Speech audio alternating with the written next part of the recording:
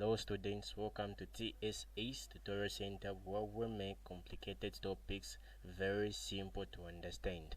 Get a piece of paper, get a pen, and also get a calculator, because what we're going to talk about today will be very interesting. We'll talk about chemical kinetics, which is coming from chemistry, natural and applied sciences.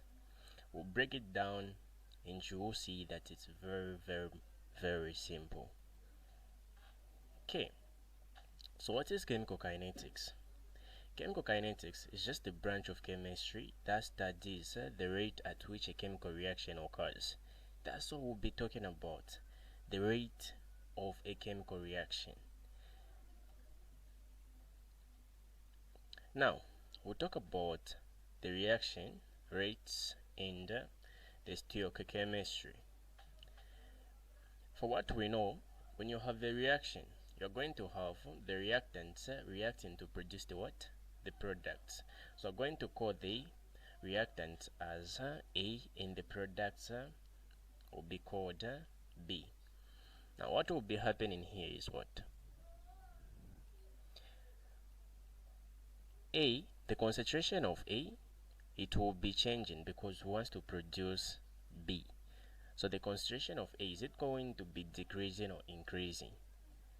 It's actually going to be decreasing for it to produce B, which means the concentration of A will be going down and that of B will be going up. Okay, now we're going to find the rate of disappearing of A and the rate at which B is appearing. Now, since we're talking about A decreasing, it's going to be negative. It's going to be negative. So, the rate is actually given by the change in concentration. When we put this in brackets, in this kind of brackets, then you put a letter in there. It means the concentration of A, then divided by the change in time, because we're saying the concentration will be doing what? Will be changing. That's why we're saying delta. Delta means change in. So the concentration of A is changing. Now, since it is decreasing, you're going to put a negative. Very simple. Now, what about B? B is actually going to be the same expression, but inside here we're going to put B and there's not going to be any negative. Why? Because B is considered to be the product and the concentration is doing what? Is increasing. So for B, it's going to be like this. Rate of B is equal to change of concentration of B divided by the change in time. But however, you're supposed to be careful. It's not always that you'll be given a very simple reaction. There can be a case where you're supposed to balance. Suppose you have a balanced equation like this. Then you are told to write the rate of A. The expression of rate of A. Is it going to be the same as this one? We have seen that A is having a coefficient. That is 2. So what do? Come back to this expression. You're going to divide by 2. The coefficient from the chemical reaction. So it's going to be negative, since it is decreasing, then 1 over 2. Now, where is 1 over 2 coming from? It is coming from the chemical equation. So, from this expression, what we'll do is we'll just say rate of A will change to 1 over 2, then change in concentration of A divided by the change in what? Time. Very simple. Now, we're saying it is decreasing, so definitely we're going to put a negative. Now, what about B? Are we going to divide by anything? Yes, we're going to divide by something, and that is 1, because the coefficient of B is what? 1. So we always divide by the coefficient. In this case, B will just be the same as The first one we did. Is it going to be positive or negative? So actually going to be positive. Why? Because it is increasing, considered as the product. Now note it. For every reaction, suppose you have A producing B. The capital letters, they are the reactants and products, then the small letters, they are the coefficients. Most of the cases you'll be given the reaction of the product or the reactant, then you are told to find the reaction rate of the other reactant or product. Suppose you've been given the rate of B, then you are told to find the rate of A. What do you do? Okay, so you do this. You're going to say A. You're coming up with the equation. You're going to say A, which is the coefficient of water, A. Then you say rate B is equal to. You're going to say B, then you're going to put this side rate A. Then from there, make 1 the subject. You've been told that you've been given what? B. So you can make A the subject, the rate of A the subject. If you've been given the rate of A, you can make rate of B the subject, which is going to be this expression that we have here. This is the rate of water, B. Okay, so from there, let's continue. Now, when you have the reactions, they're in solution, maybe aqueous. What instruments do you think they use to measure that kind of reaction? It is known as the spectrometer. Spectrometer. You should know this because it is not always that we're going to be using the spectrometer. It changes. We can also use a different instrument. In a case where we have any of the reactant or the product being a gas, what do you think we use? A gasnometer. We use what is known as the manometer. The manometer, which measures what? Pressure. Now, this instrument, it measures the concentration using the ideal gas equation. The one that we were talking about in semester 1. If you have forgotten, it was like this. Pressure times volume is equal to number of moles times heat constant times the temperature. Now, we were talking about the rate of the gas. Suppose we have the rate being in concentration. Let's say change of concentration in A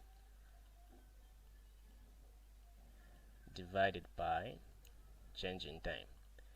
We can express the rate in terms of water pressure. We can express the concentration in terms of pressure. This is the concentration here. We can express it in terms of pressure. How is that possible?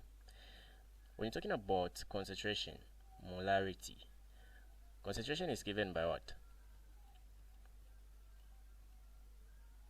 Concentration is actually given by number of moles divided by the what? By the volume. Okay, so we'll do the same. We'll go this side. I'm going to find the number of moles divided by the volume.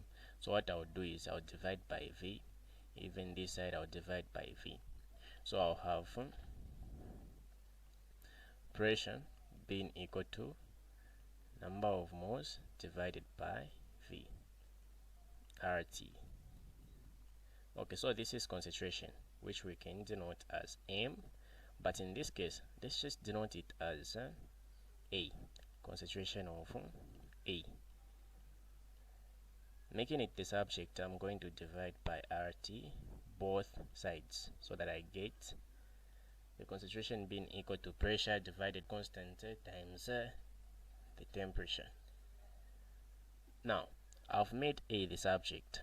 I can substitute it here where I'm seeing the concentration. So the rate is actually going to be given by what?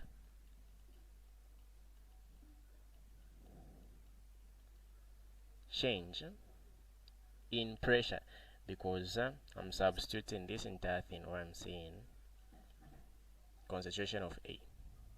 So pressure divided by RT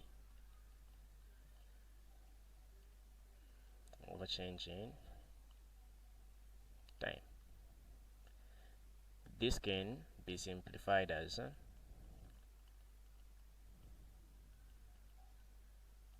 change in pressure divided by change in time times RT. Okay, so keep in mind you can also be told to find the rate, or else you've been given the pressure instead of the concentration. So it's very much important that you understand what we have done here.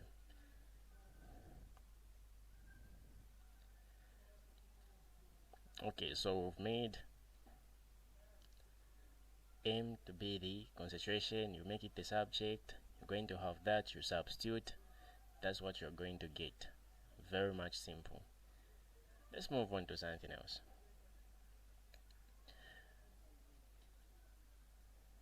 Okay, so in general for the reaction, suppose you have a reaction that is the capital letters, they are the reactants in the products, then the small letters, they are coefficients. Then you are told to find or to write down the rate expression. It's actually very simple and carries a lot of marks. Just writing the rate of expression. It's supposed to be, I think, 5 marks. Okay, so it will actually be given by the rate of A is equal to the rate of B is equal to the rate of C is equal to the rate of T.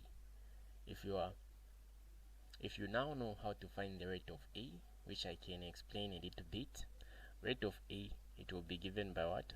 Do you still remember? It will be given by 1 over A, which is the coefficient.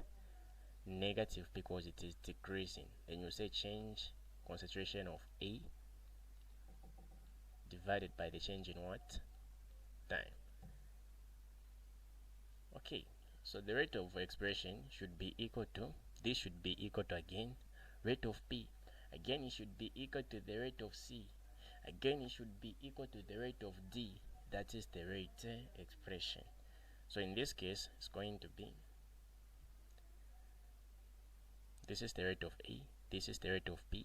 That is 1 divided by the coefficient of P, change of concentration of P divided by the change in time. So it's actually very simple. Let's do an example. Okay, so we have 4 examples. I'll do the one which is kinda complicated, but it's actually simple. Then in your free time, try to solve the remaining 3. Okay, so I'm going to answer this one. You're trying to write the rate of expression. Is it going to be very complicated? No, really. So it's going to be rate. I'll start with the rate of A. It's 1 over 4, then change in concentration of ammonium divided by the change in water time. It's a reactant, so there will be a negative. This will be equal to negative 1 over 5. That is for oxygen, change in concentration of oxygen divided by the change in what? Time. Again, 1 over 4, change in concentration of nitrogen monoxide divided by the change in time is equal to 1 over 6 change of concentration of what? H2O divided by the change in what? Time. So the products, they are positive. Very simple. By doing so, you are done. You get the 5 marks. Let's move on to something else. The rate low. Okay, so we'll talk about the rate low very much in this topic, so you're supposed to understand what it is. The rate law expresses the relationship of the rate of the reaction to the rate constant and the reactant concentration raised to some powers. In definition, this is what we are saying. Now, mathematically, what we're saying is this. We are saying the rate is going to be expressed as equal to K, which is the rate constant. This is known as the rate constant, and the reactant concentration, which we can say just A raised to some powers, which might be X. This is what we're talking about. So this is what we're talking about. Now, where X and Y, they are known as what? The order of reaction. We'll talk about that again very much. The order of reaction.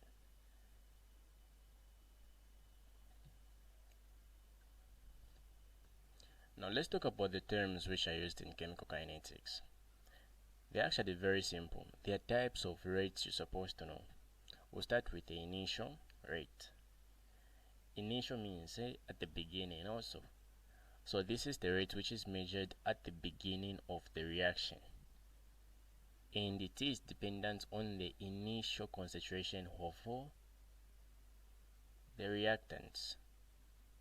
There is also what is known as instantaneous rate.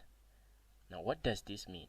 Instantaneous, instant. Instant means at a particular point or at any point. This is the rate which is measured at any point of the reaction, during the reaction. Then lastly, we'll talk about the average rate, which is actually the overall rate of reaction. Then from there, we'll talk about the rate law, which we have talked about already, and we said expresses the relationship of the rate of reaction be equal to the what? Rate constant and the reactant concentration raised to powers, which are called the order of reaction. So let's talk about the order of reaction. What are order of reaction and why are they important? The order of reaction, they are powers that determines the relationship which is there between the rate of reaction and the reactant concentration. So they are very much important because they're going to be telling us the relationship which is there between the reactant concentration and the what? And the rate of reaction. They're just powers, so they are numbers. Mostly you are just going to be focusing on 3 order of reactions. That is the 0, the first, and the second. So we'll talk about the definitions, we'll talk about the overall, we'll talk about, this is what we're going to be talking about. So when we say 0 order of reaction, what do you think is going to be the overall power, the overall order of reaction on the reactants concentration? It's going to be 0. Then first, it's going to be raised to the power 1. Then second, it will be raised to the power 2. Okay. And we'll also talk about half-life. And you should know how to define half-life. And there will be equations. What is half-life? This is the time taken for the concentration to decrease half its original concentration. the time taken for the concentration to decrease half its original concentration. Very simple. Now, let's go there now. The important formulas we're going to be using hint what they mean. We'll talk about the zero order of reaction at first. So, what is going to be the rate law for the zero order of reaction? It will be equal to what? It will be equal to K times the reactant concentration raised to the power at 0. Why is it raised to the power 0? Because it is zero order of what? Reaction. Now, what does this formula mean? This is what you're supposed to be doing. This means that the rate is actually not dependent on the reactant concentration. It is not dependent on the reactant concentration. Whatever we're going to do to the reactant concentration is not going to be changing the rate. If I'm going to put 10 here, raised to the power 0, I'll still get 1. 1 times K, I'll still get K. If you want, you can get 20. You substitute in there, it will be raised to the power 0, which is still giving you 1. 1 times K, still getting K. Okay, so keep in mind, zero order of reaction is independent on the reactant concentration, where K is the rate constant. Now, we've been saying a constant can have units. Does this one has units? Yes, it do have units. It do have units. Now, let's talk about the units it's going to have. The units of K given by this formula. This is the formula going to be using to find to calculate the units of K.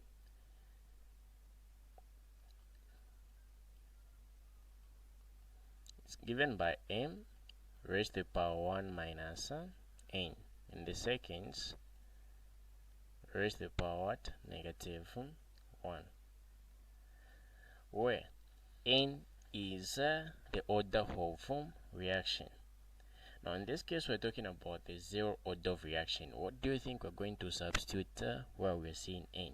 We'll substitute 0, which means the units are going to be what? M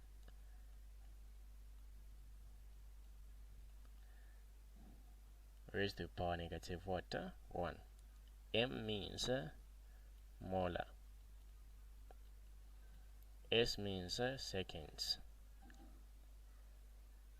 Okay, so it's very much simple when you know the formula.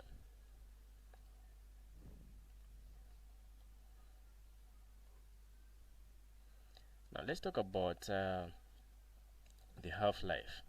It's actually very simple. This is the formula you're going to be using for the half-life of zero order of reaction, and it's very much important to understand what it means. They can ask you to say, is the half-life of zero order of reaction dependent on the reactant concentration or independent on the reactant concentration? We have seen that the reactant concentration is there in the formula. This is the reactant and it's the initial reactant concentration. So since it is in the formula, it means the half-life of zero order of reaction is dependent on the what? Is dependent on the reactant concentration.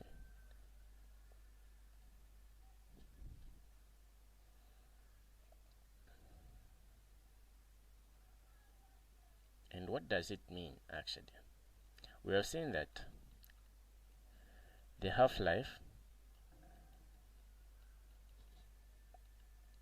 and the reactant concentration, they are both numerators. What does that mean? Are they directly or inversely proportional according to what we've been talking about so far? They are actually what? So they're directly proportional. That is, when we increase the reactant concentration, even the half-life is supposed to do what? Increase. Okay, but it's inversely proportional to the rate constant. So the higher the rate constant, the lower the half-life is going to be. Okay, from there, let's talk about something else. There is another equation which is known as CT equation. I call it CT equation, but it's known as the concentration time equation. It's very much important that you know what the zero order of reaction, the formula, the way it is, and what it means. It's given by the final concentration is equal to negative rate constant times time plus the initial reactant concentration. Now, when we look at this equation, it is actually in the form y is equal to mx plus b, where y is concentration at endpoint, x is T, and B is the initial concentration. What about M? M is actually the rate constant. So we are talking about the slope. In this case, the slope is negative. So you should know the graph, how it's going to be. They will be giving you these graphs and they will be asking you to say, is it the zero order of reaction? Is it the first order of reaction? So in this case, we're going to draw a graph that is the concentration versus the time, where the slope is negative water k. Now, since we have the negative slope, it will be going down. The line that we're going to draw, it will be going down like this.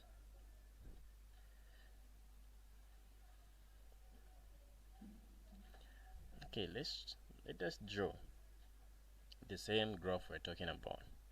So we're saying the y-axis is going to be the concentration, and the x-axis is going to be the what? The time. So it's just going to be a slope going downward like this. Why? Because our gradient is what? Negative. But keep in mind, this is not the only graph you'll be talking about.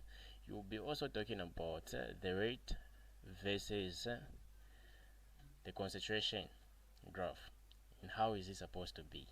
So suppose we have the y-axis as the rate and the concentration as the x-axis. We were saying when it comes to zero order of reaction, is it independent or it's dependent on the reactant concentration? We said it's what? We said it's independent. So whatever we're going to do to the concentration, the rate is just going to be the same, and it was equal in the value of k. So when we increase to 2, the rate will still be equal to k. When we increase to 3, the rate will still be equal to k.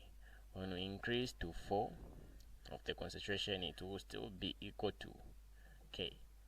It's not going to be changing, so it will be just a straight horizontal line like this one. Okay, now let's talk about the first order of reaction. It is also simple, provided you have understood the zero order of reaction. Okay, so what do you think the rate law expression is going to be when we're talking about the first order of reaction? The reactant concentration will be raised to the power of what?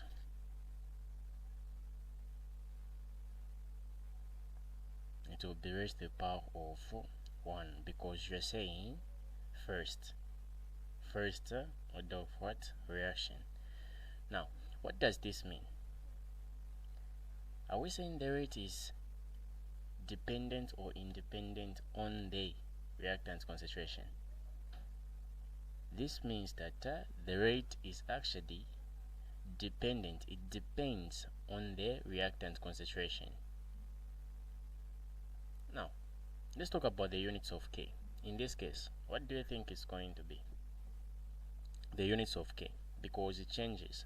When talking about the zero order of reaction, the units of K is different from the first order of reaction. In this case, remember we said The units of k is going to be given by m1 minus n in seconds raised to the power negative what? Half. So I'm going to substitute 1 here. And let's see what I'm going to have. So actually have just seconds raised to the power 1. That's going to be the units for the first order of reaction. Now, what does the rate law means in that case? I call this more like the first love. What happens to the person that you're dating? Exactly the same thing is going to happen to you. When the person says, I'm sick, you also get sick. I'm not going to eat, you also don't eat. Oh, I can't walk. Okay, baby, I'm not going to walk for you as well. So exactly the same thing will be happening. Okay, now let's talk about it. This means when I double the concentration, even the rate is going to double. When I triple the concentration, even the rate is going to triple. Actually, the same thing is going to be happening. It's very much important that you understand what happens, because you'll be able to solve questions before you are even asked. Before you even start any calculation, you can tell that this is first order of reaction, this is zero order of reaction. So when it comes to me, I was really good, very good when it comes to order of reaction. I wasn't even doing any calculations. I can just look at the information that I've been given and I'll be able to tell that this is first order of reaction. And I will be very much sure and confident that what I'm saying is very correct. So understand, if you double the concentration, even the rate doubles. When you triple, when you quadruple, actually the same thing is going to be happening to the what? Rate of concentration. So know that. Then we'll come and do questions. Don't worry.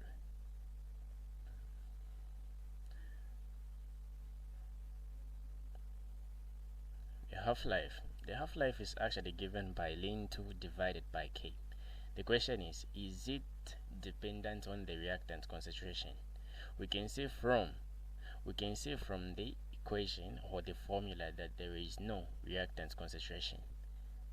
Then it is independent, or we might say it's not dependent on the reactant concentration, because it's not there. There is no reactant concentration. What about the CT equation? So what I do is, first of all, I'll make sure I know the zero order of reaction, the formula, the CT equation. Then when it comes to the first, I'll just put the lanes. This is the formula that we are going to be using.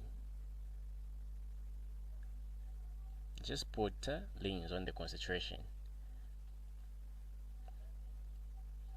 Now the graph is going to be different. Instead of having concentration, just concentration has the y-axis, it will be ln concentration, then time as the x-axis. So let's look at how the graphs are going to be.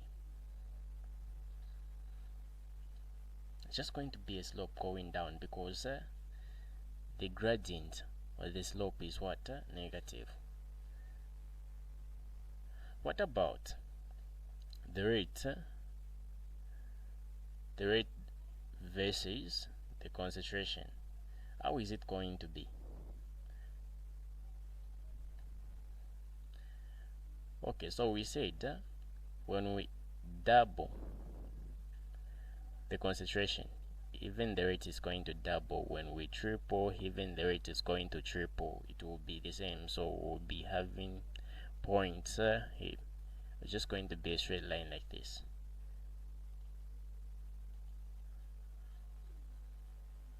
That's how it's going to be. Then involving pressure, the formula is going to be like that when it is in terms of pressure, which can be also simplified to that according to the rules of logarithms. Now let's talk about the zero order of reaction. The zero order of reaction is actually also simple. We know that the rate law is going to be raised to the power 2. But it's not always. You can also have 2 reactant concentration. This one is raised to the power 1, even this one is raised to the power 2, to the power 1. When you add the powers, what are you going to get? You're going to get 2 as the overall order of reaction, and that is known as second order of reaction. So this is second, even this one is second order of reaction.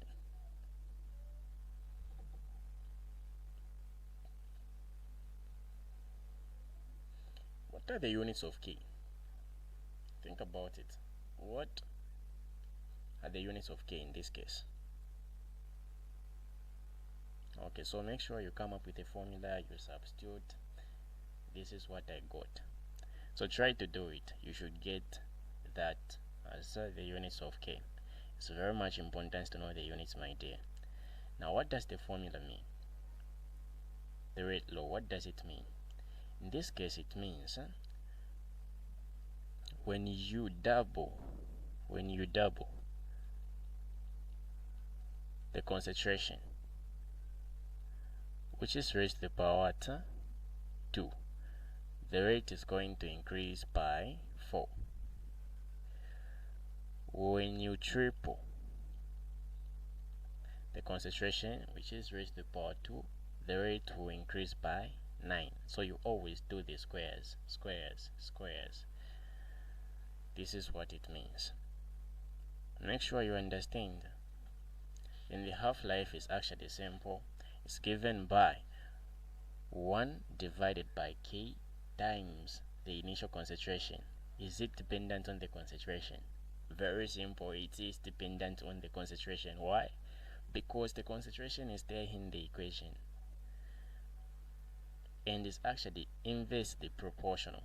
The concentration is inversely proportional to the half-life because this is the denominator, this is the numerator.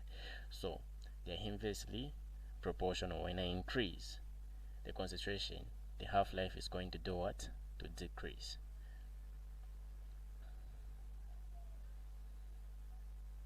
Okay, so this is what we're talking about.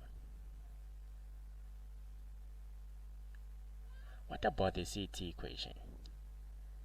The CT equation is just very simple. It's this one here. It's 1 over concentration at any point.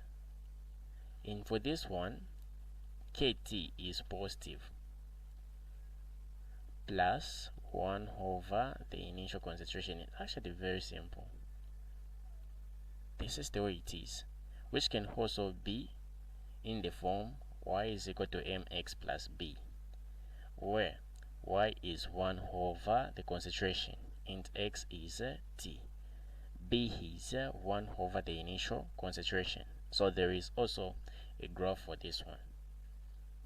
We'll talk about it as well. Let's talk about the graph. Okay, so 1 over concentration, which is coming from the equation. Is it going to be a slope which is going down or up? We saw that yes, it was positive. The slope is positive, so it's supposed to be going up. So if you're going to say it's going down, then my dear, you are wrong. If you say nah, the slope is going to be something like this, then you are wrong. You are totally wrong. It's going to be up like this. This is the correct one. What about rate versus concentration? How is it going to be? According to what we said when we double, the rate is going to increase by 4. So the rate is much increasing compared to the concentration. When we triple, the rate is going to increase by 9. So it will be a slope which is going up. The rate compared to the concentration is not going to be like this. Since the rate is increasing much compared to the concentration, it will be going up like that.